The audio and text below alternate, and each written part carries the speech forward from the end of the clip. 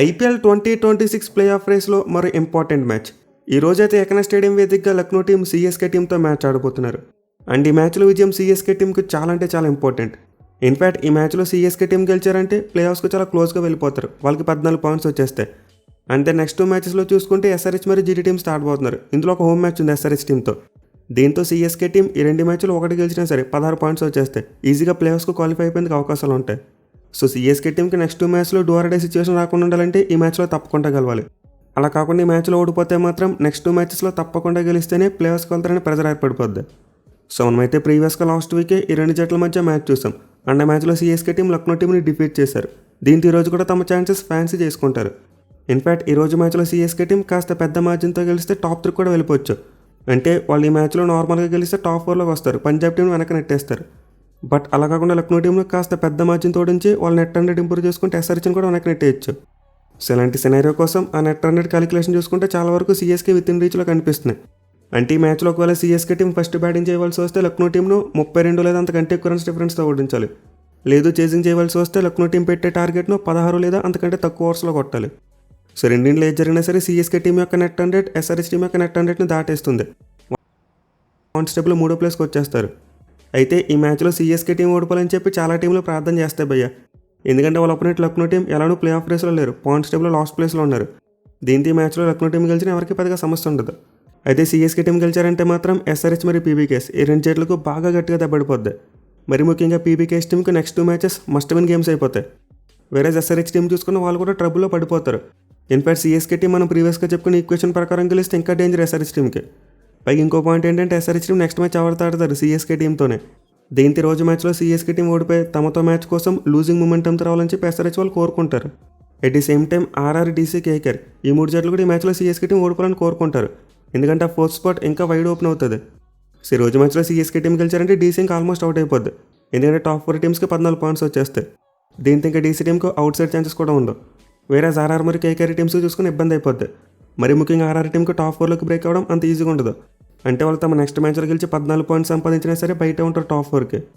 So నేను ఎలా అయితే ప్లే ఆఫ్ రేస్లో ఉన్న టీమ్స్ పంజాబ్ కింగ్స్ టీం యొక్క ఓటమి కోరుకున్నారు, ఈ రోజు కూడా same to same playoff రేస్లో ఉన్న మిగతా టీం సిఎస్కే టీం యొక్క ఓటమిని కోరుకుంటారు. అయితే మరి లక్నో టీం సిఎస్కే టీంని డిఫీట్ చేయగలరా, తమ రివెంజ్ని తీర్చుకోగలరా? సో ఇదైతే కొంతవరకు కష్టమైన విషయమే. ఎందుకంటే సిఎస్కే టీం చాలా మంచి ఫామ్లో ఉన్నారు. బ్యాక్ టు బ్యాక్ 3 మ్యాచెస్లో గెలిచి వస్తున్నారు. అదే మీరు నేను పంజాబ్ కింగ్స్ చూసుకుంటే అలా కాదు, లూజింగ్ మూమెంటంలో ఉన్నారు. అందుకే ముంబై టీం డిఫీట్ చేయగలిగింది. బట్ లక్నో టీం సిఎస్కే టీంని డిఫీట్ చేయడం అంటే అంత ఈజీగా ఉండదు. అయితే ఈ మ్యాచ్లో ఒత్తిడి సిఎస్కే టీం మీద ఉంటుంది కాబట్టి ఏదైనా జరగచ్చు. పైగా వాళ్ళకి ఇంజరీ సమస్యలు కూడా ఉన్నాయి. సో ఇంత డెఫినెట్లీ ఈరోజు అయితే మనం ఈ 2 జట్ల మధ్య ఒక ఇంట్రెస్టింగ్ మ్యాచ్ చూడొచ్చు. ఎనివే ఈ 2 జట్ల మధ్య హెడ్ హెడ్ స్టాట్స్ చూసుకుంటే డెడ్ ఈక్వల్. అంటే మొత్తం 7 మ్యాచ్లో తలపడితే లక్నో వాళ్ళు 3 గెలిచారు, సిఎస్కే వాళ్ళు 3 గెలిచారు. మిగిలిన ఒక్క మ్యాచ్లో ఫలితం రాలేదు. అంటే ఈ మ్యాచ్ ఆడిపోయి లక్నో గ్రౌండ్లో చూసుకున్న రిజల్ట్ వచ్చిన 2 మ్యాచెస్లో ఒకటి సిఎస్కే వాళ్ళు గెలిచారు, ఒకటి లక్నో వాళ్ళు గెలిచారు. సో 2 జట్ల మధ్య పాస్ట్ రికార్డ్ అయితే ఈక్వల్గా కనిపిస్తుంది. బట్ ప్రెజెంట్ ఫామ్ వైస్ చూసుకుంటే మాత్రం సిఎస్కే టీంకి అప్పర్ హ్యాండ్ ఉంటుంది. ఎందుకంటే 2 జట్ల మధ్య చివరిగా జరిగిన 2 మ్యాచ్లో సిఎస్కే వాళ్ళే గెలిచారు. పైగా మనం ముందే చెప్పుకున్నాం 1 వీక్ బ్యాక్ లక్నో టీంని డిఫీట్ చేశారు. ఎడి సెంటీ మ్యాటర్ లక్నో టీంకి చూసుకుంటే హోమ్ గ్రౌండ్లో అంత మంచి రికార్డ్ లేదు. కేవలం తమ చివరి మ్యాచ్లో ఆర్సీబీ టీంని డిఫీట్ చేశారు అంతే. సో ఇంత సిఎస్కే టీం ఈ మ్యాచ్లో తమ ఛాన్సెస్ని ఫ్యాన్సీ చేసుకోవచ్చు పోయా. మళ్ళీ మ్యాచ్ ఆడిపోయి పిచ్ ఈ ఆట చూసుకుంటే లక్నో టీంకి ఒక శాపంలా మారింది. అంటే ఈ మ్యాచ్ను పిచ్ నెంబర్ 4 మీద ఆడబోతున్నారు. అంటే ఈ పిచ్ నెంబర్ 4 మీద లక్నో బ్యాట్స్మెన్ మామూలుగా స్ట్రగుల్ అవ్వలేదు. వాళ్ళు ఈ సీజన్లో ఈ పిచ్ మ్యాచ్ చూసుకుంటే 2 సార్లు అవుట్ అయిపోయారు. ఫస్ట్ మ్యాచ్లో ఢిల్లీ టీం మీద 141 రన్స్కి అవుట్ అయిపోవడం చూసాం. అంటే నెక్స్ట్ ఆర్ఆర్తో జరిగిన మ్యాచ్లు చూసుకుంటే ఇదే పిచ్ మీద 119 పరుగులకు అవుట్ అయిపోయారు. సో విధంగా లక్నో బ్యాట్స్మెన్ అయితే పర్టికులర్గా పిచ్ నెంబర్ 4 మీద చాలా స్ట్రగుల్ అవుతూ బ్యాటింగ్ చేశారు. వేరేజ్ వాళ్ళు చివరికి ఆర్సీబీ టీం ఆడిన మ్యాచ్ చూసుకుంటే మాత్రం అది వేరే పిచ్ నెంబర్. సో ఇంత మ్యాచ్లో ఖచ్చితంగా బ్యాట్స్మెన్కి మరోసారి చాలా పెద్ద టెస్ట్ ఉంటుంది. మళ్ళీ పిచ్ మీద పేస్ బౌలర్స్ చాలా ఎక్కువ డామినేట్ చేస్తారు.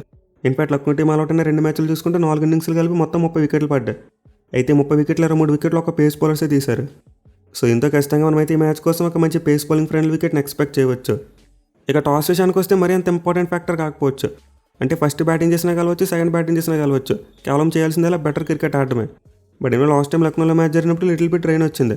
అండ్ ఈ మ్యాచ్ చూసుకున్న కొంతవరకు రెయిన్ థ్రెట్ కనిపిస్తుంది. అంటే వెదర్ ఫోర్కాస్ట్లో మ్యాచ్ స్టార్ట్ అయ్యే ముందు 25% రెయిన్ ఫోర్కాస్ట్ చూపిస్తుంది. దీంతో ఏమైనా వర్షం పడితే మాత్రం ఫస్ట్ బ్యాటింగ్ చేయడం చాలా కష్టమైపోద్ది.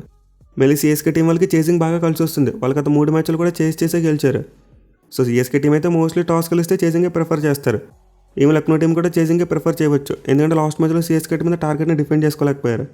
సో దీంతో ఐడియల్గా చూసుకుంటే ఈ మ్యాచ్లో టాస్ గెలిచిన కెప్టెన్ ముందుగా ఫీల్డింగ్ తీసుకుంటారు. బట్ అలా అని చెప్పి టాస్ గెలిచిన టీం ఖచ్చితంగా మ్యాచ్ గెలుస్తారని చెప్పి గ్యారంటీ లేదు. ఫస్ట్ బ్యాటింగ్ చేసినా సరే మ్యాచ్ గెలవచ్చు. ఇక టీం విషయానికి వస్తే లక్నో టీంకి లాస్ట్ మ్యాచ్లో జాస్ ఇంగ్లీష్ ఒక అద్భుతమైన ఇన్నింగ్స్ కొట్టాడు. బట్ మిగతా టీం మొత్తం ప్యాక్మాన్లో కూలిపోవడం చూసాం. ఎవరు కూడా సరైన పెర్ఫార్మెన్స్ ఇవ్వలేదు. చివరిలో కేవలం షాబాజ్ అహ్మద్ మాత్రమే చెప్పుకోదగ్గ నాక్ ఆడాడు. సో ఇంతే మ్యాచ్లో అయితే లక్నో బ్యాట్స్మెన్ కలిసికట్టుగా రాణించాలి. మెల్లి మిడిల్ ఆర్డర్లో పోరాన్ మరియు పంత్ బ్యాట్స్ నుంచి రన్స్ అనేవి చాలా ఇంపార్టెంట్. వీళ్ళిద్దరూ మార్చితో పాటు ఆర్సీబీ టీం మీద మంచిగా ఆడారు, వాళ్ళు మ్యాచ్ గెలిచారు. బట్ లాస్ట్ మ్యాచ్లో అలాంటి జరగలేదు, అందుకే ఓడిపోయారు. సో లక్నో టీంకి అయితే ఓపెనర్స్ మంచి ఫామ్లోనే ఉన్నారు. మిడిల్ ఆర్డర్ కాస్త అటు ఇటు రాణిస్తుంది. ఎట్ ది సేమ్ టైం వాళ్ళకి ఫినిషర్స్గా చూసుకుని అక్షత్ రఘువంశ్ అండ్ ఎంఎస్ సింగ్ పెద్ద ఇంప్రెసివ్ బ్యాటింగ్ ఏమీ చేయలేకపోతున్నారు. సో ఇంతే మ్యాచ్లో లక్నో టీం వీళ్ళిద్దరిలో ఒకరిని పక్కన పెట్టి అర్జున్ టెండూల్కర్కి ఛాన్స్ ఇస్తే బాగుంటుంది. పైగా వాళ్ళకి బౌలింగ్ ఆప్షన్స్ కూడా లిమిటెడ్గా ఉన్నాయి. అంటే వాళ్ళు కేవలం 5 బౌలింగ్ ఆప్షన్స్తో మాత్రం ఆడుతున్నారు. ఎందుకంటే ఇది లాస్ట్ మ్యాచ్లో కొంతవరకు బ్యాక్ ఫైర్ కూడా అయ్యింది. సో ఇంత లక్నో టీంకి జెన్యూన్ 6th బౌలింగ్ ఆప్షన్ కావాలనుకుంటే ఖచ్చితంగా అర్జున్ లాంటి ప్లేయర్ని ఆడించాలి. పైగా మ్యాచ్ ఆడిపోయి పిచ్ చూసుకుంటే పేస్ బౌలర్స్కి ఎక్కువ అనుకూలిస్తుంది. దీంతో ఎక్స్ట్రా పేసర్ ఉంటే ఇంకా మంచిది కదా. సో లాస్ట్ మ్యాచ్లో అయితే స్పిన్నర్స్తో పాటు ఆవేశ్ కూడా చాలా మంచి స్పెల్స్ వేశారు. బట్ వాళ్ళ మెయిన్ బౌలర్స్ అయిన షమి అండ్ ప్రిన్స్ యాదవ్ వాళ్ళిద్దరు రన్స్ ఇవ్వడం చూసాం. అయితే గ్రౌండ్లో చూసుకుంటే మాత్రం వాళ్ళకి చాలా మంచి రికార్డు ఉంది ఈ సీజన్లో. దీంతో ఖచ్చితంగా కంబ్యాక్ అవ్వడానికి అవకాశం ఉంటుంది. బట్ ఎనిమిది 4వ సీమ్ బౌలింగ్ ఆప్షన్ కోసం ఖచ్చితంగా లక్నో ఏదో ఒక గ్యాంబుల్ తీసుకుంటారు. అంటే దిగ్విజయ్ రైతుని పక్కన పెట్టి అయితే ఒక జెన్యూన్ పేస్ బౌలర్ని తీసుకురావాలి. అదర్స్ మనం ముందు చెప్పినట్టు ఒక బ్యాట్స్మెన్ డ్రాప్ చేసుకుని అర్జున్ టెండూల్కర్ని తీసుకురావాలి. సో చూద్దాం మన లక్నో టీం ఈ మ్యాచ్ కోసం తమ టీం బ్యాలెన్స్ని ఎలా సెట్ చేసుకుని వస్తారనేది. ఇక సిఎస్కే టీం విషయానికి వస్తే ఆబ్వియస్లీ వాళ్ళకి తగిలిన బిగ్ బ్లో గురించి అందరికీ తెలిసే ఉంటుంది. జేమీ వార్టన్ అఫీషియల్గా రూల్ అవుట్ అయిపోయాడు. సో ఇదైతే సిఎస్కే టీంకు చాలా అంటే చాలా పెద్ద సెట్ బ్యాక్ అని చెప్పుకోవచ్చు భయ్య. ఎందుకంటే జేమీ వార్టన్ వాళ్ళకి ఒక మ్యాచ్ విన్నర్లా తయారైపోయాడు. బౌలింగ్లో అద్భుతంగా రాణిస్తూ ప్రతి మ్యాచ్లో వికెట్లు తీస్తున్నాడు. అండ్ బ్యాటింగ్లో ఇంపార్టెంట్ క్యామెస్ ఆడుతున్నాడు. ఈవెన్ ఫీల్డింగ్లో చూసుకున్న చక్కగా క్యాచెస్ తీసుకుంటున్నాడు. సో అలాంటి ఒక మల్టీ డైమెన్షనల్ ప్లేయర్ని కోల్పోవడం సిఎస్కే టీంకు చాలా అంటే చాలా పెద్ద ఎదురు దెబ్బ. వాళ్ళైతే రీప్లేస్మెంట్గా డ్యాన్ ఫారెస్ట్ అని చెప్పి సౌత్ ఆఫ్రికా ప్లేయర్ని తీసుకొచ్చారు. బట్ అతనైతే ఈ మ్యాచ్కి అందుబాటులో ఉండడు. దీంతో ఈ మ్యాచ్లో సిఎస్కే టీం యొక్క కాంబినేషన్ ఖచ్చితంగా బ్యాలెన్స్ తప్పుద్ది. అంటే ఒక ఆల్రౌండర్ తగ్గిపోతాడు. వాళ్ళైతే ఈ మ్యాచ్లో ఖచ్చితంగా వార్టన్ ప్లేస్లో ఒక జెన్యూన్ పేసర్ని ఆడించుకోవాలి. సో ఏడాదైతే ఇంజరీ సిఎస్కే టీంలో చాలా ఇబ్బంది పెడుతున్నాయి భయ్య. సీజన్ మొదలవకముందే నాదన్ ఎల్లిస్ వెళ్ళిపోయాడు. అండ్ దెన్ ఆ తర్వాత చూసుకుంటే ఖలీల్ అహ్మద్, ఆయుష్ మాత్రే, అలాగే యంగ్స్టర్ రామకృష్ణ ఘోష్, ఇప్పుడేమో జేమీ వార్టన్, ఇలా చాలామంది పెర్ఫామ్ చేస్తున్న ప్లేయర్స్ సిఎస్కే టీంకి దూరం అయిపోతున్నారు. మళ్ళీ వార్టన్ చాలా ఇంపార్టెంట్ టైంలో రూల్ అవుట్ అయిపోయాడు. దీంతో సిఎస్కే టీం దీన్ని ఎలా డైజెస్ట్ చేసుకుంటారో చూడాలి. ఎనీవే సిఎస్కే టీంకు బ్యాటింగ్ పరంగా చూసుకుంటే టాప్ ఆర్డర్ అద్భుతమైన ఫామ్లో ఉన్నారు. అంటే సంజు శాంసన్ గైక్వాడ్ రన్స్ కొడుతున్నారు. వేరే జురూల్ పటేల్ చూసుకుంటే లాస్ట్ మ్యాచ్లో చూసాం మైండ్ బ్లోయింగ్ 50 కొట్టాడు. ఎందుకంటే అతను ప్రతి మ్యాచ్లో కూడా ఇంపార్టెంట్ క్యామెస్ అయితే ఆడుతున్నాడు. సో ఇంత మరోసారి సిఎస్కే టీంకు టాప్ ఆర్డర్ ఫైర్ అయితే మ్యాచ్ గెలవడం పెద్ద కష్టమేమీ కాదు, ఈజీగా గెలిచేస్తారు. బట్ టాప్ ఆర్డర్ ఫైర్ అయితే మాత్రం ఖచ్చితంగా బొమ్మ కనబడిపోద్ది. ఎందుకంటే లాస్ట్ మ్యాచ్లోనే చూసాం మనం వాళ్ళ మిడిల్ ఆర్డర్ బ్యాట్స్మెన్ ఎంతలా స్ట్రగుల్ అయ్యారు. జురూల్ పటేల్ అంత గొప్ప ఇన్నింగ్స్ ఆడిన తర్వాత కూడా చాలా స్ట్రగుల్ అవుతూ గేమ్ని ఫినిష్ చేశారు లాస్ట్ ఓవర్ వరకు పర్టికులర్ మ్యాచ్ని. సో బ్రేవిస్ చూసుకున్నా దుబాయ్ చూసుకున్నా అంత గొప్ప ఫామ్లో లేరు. పైగా ఈ మ్యాచ్లో వాళ్ళకి వార్టన్ కూడా ఉండడు. దీంతో ఈ మ్యాచ్లో కూడా బ్రేవిస్ మరియు దుబాయ్ ఇటు ఆడితే షెడ్కి వెళ్ళిపోతారు. ఇక బౌలింగ్ విషయానికి వస్తే డెఫినెట్లీ నూర్ అహ్మద్, అన్సుల్ కాంబోస్ చాలా ఇంపార్టెంట్. వీళ్ళిద్దరు కన్సిస్టెంట్గా ప్రతి మ్యాచ్లో కూడా పెర్ఫామ్ చేస్తున్నారు. అండ్ ఈ మ్యాచ్లో కూడా చేయాలి. అండ్ ఆల్సో ముఖేష్ చౌదరి మరియు అకుల్ హుసేన్ కూడా పర్వాలేదు, కొంచెం అటు ఇటు అవుతూనే ఎంతో కొంత పెర్ఫామ్ చేస్తున్నారు. అయితే ఇప్పుడు సిఎస్కే టీంకి ఉన్న సమస్య ఏంటంటే వార్టన్ ఎవరు రీప్లేస్ చేస్తారు. వాళ్ళ దగ్గర అయితే స్పెన్సర్ జాన్సన్ ఉన్నాడు అండ్ మ్యాట్ హెన్రీ ఉన్నాడు. అండ్ ఇద్దరు నాకైతే మ్యాట్ హెన్రీని తీసుకుంటే బెటర్ ఏమి అనిపిస్తుంది. ఎందుకంటే ఈ మ్యాచ్ ఆడిపోయి పిచ్ అతని బౌలింగ్కి బాగా సూట్ అయ్యే అవకాశం ఉంది. పైగా అతని గతంలో చూసుకుంటే లక్నో గ్రౌండ్లో మ్యాచ్ ఆడిన ఎక్స్పీరియన్స్ కూడా ఉంది. సరే సిఎస్కే బౌలర్స్ అందరూ యంగ్ బౌలర్సే కాబట్టి మ్యాట్ హెన్రీ లాంటి ఎక్స్పీరియన్స్ ఉన్న ప్లేయర్ వస్తే బాగుంటుంది. అయితే ఒక జెన్యూన్ పేసర్ని ఆడించడం వాళ్ళకి వచ్చే సమస్య ఏంటి, గుర్జప్రీత్ సింగ్ ఆడించలేరు, ఎక్స్ట్రా బ్యాట్స్మెన్ కావాలి. అంటే వాళ్ళు తమ బ్యాటింగ్ని స్ట్రెంథన్ చేసుకోవడం కోసం మళ్ళీ సర్ఫరాజ్ కానీ టీంలో తీసుకురావాలి. సో వార్టన్ అంతసేపు సిఎస్కే టీంకి 6 బౌలింగ్ ఆప్షన్స్ కనబడ్డాయి. బట్ ఇప్పుడు మాత్రం 5 బౌలింగ్ ఆప్షన్స్ ఉంటాయి. అయితే వాళ్ళు స్మార్ట్గా గుర్జప్రీత్ సింగ్ అండ్ సర్ఫరాజ్ ఖాన్ ఇద్దరిని ఇంపాక్ట్ ప్లేయర్స్గా పెట్టుకోవడమే. So let's see CSK team Jamie Overton లేని లోటును ఎలా పూడ్చుకుంటారో చూద్దాం. ఇక ప్లేయర్ బ్యాలెన్స్ విషయానికి వస్తే ఆబ్వియస్లీ జాస్ ఇంగ్లీష్ సిఎస్కే టీంకి చాలా డేంజర్ మ్యాన్. గత మ్యాచ్లో మైండ్ బ్లోయింగ్ నాక్ కొట్టాడు.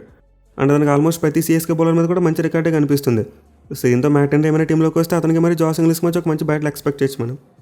ఇక మిచెల్ మార్ష్ అగెన్స్ట్గా చూసుకుంటే లాస్ట్ మ్యాచ్లో అన్సుల్ కాంబోస్ చాలా మంచిగా బౌలింగ్ చేశాడు, ఇన్ఫాక్ట్ అవుట్ కూడా చేశాడు.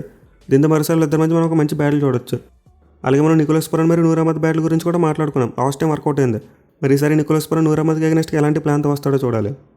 ఇక సిఎస్కే బ్యాటింగ్స్ అని చూసుకుంటే ఆబ్వియస్లీ సంజు శాంసన్కి చాలా మంచి రికార్డ్స్ కనిపిస్తున్నాయి. అంటే అతను షమీ బౌలింగ్లో ఒక్కసారి మాత్రం అవుట్ అయ్యాడు. 93 యావరేజ్, అలాగే 182 స్ట్రైక్ రేట్ ఉంది. ఈవెన్ గత మ్యాచ్లో కూడా పవర్ప్లేలో మంచి క్యామ్ ఆడాడు. దీంతో ఈ మ్యాచ్లో మరోసారి మనం సంజు బ్యాట్ నుంచి రన్స్ అయితే ఎక్స్పెక్ట్ చేయవచ్చు. అయితే గైక్వాడ్కి చూసుకుంటే మాత్రం షాబాజ్ మీద మంచి రికార్డ్ లేదు. 4 ఇన్నింగ్స్లో 3 సార్లు అవుట్ అయిపోయాడు. ఇన్ఫాక్ట్ లాస్ట్ మ్యాచ్లో కూడా గైక్వాడ్ షాబాజ్ అహ్మద్ అవుట్ చేశాడు. సో దీంతో మరోసారి ఖచ్చితంగా పంత్ షాబాజ్ అహ్మద్ పవర్ప్లేలో తీసుకొస్తాడు. పైగా సిఎస్కే టీం యొక్క టాప్ ఆర్డర్ బ్యాట్స్మెన్ ముగ్గురు కూడా రైట్ హ్యాండ్ బ్యాట్స్మెన్ కాబట్టి ఆ లెఫ్ట్ ఆర్మ్ స్పిన్నర్ మ్యాచ్ అప్పుడు కూడా నమ్ముకుంటాడు పంత్. దీంతో మరోసారి ఈ మ్యాచ్లో మనం గైక్వాడ్ షాబాజ్ అహ్మద్ మధ్య బ్యాటిల్ చూడొచ్చు. అలాగే దిగ్విజయ్ రైతు ఆడుతూ జురూల్ పటేల్ మరియు దిగ్విజయ్ రైతు మధ్య కూడా ఒక మంచి బ్యాటిల్ ఉంటుంది. సో ఈ మ్యాచ్లో అయితే 2 జట్లకి టాప్ ఆర్డర్ చాలా కీలకం. ఏ టీంకి అయితే టాప్ ఆర్డర్ బ్యాట్స్మెన్ ఫైరే మంచిగా రన్స్ కొడతారు వాళ్ళు మోస్ట్ లైక్లీ మ్యాచ్ గెలవచ్చు. మరి మీరు ఏ టీం గెలుస్తుంది అనుకుంటున్నారు కింద కామెంట్ చేయండి. Thank you for watching, have a nice day.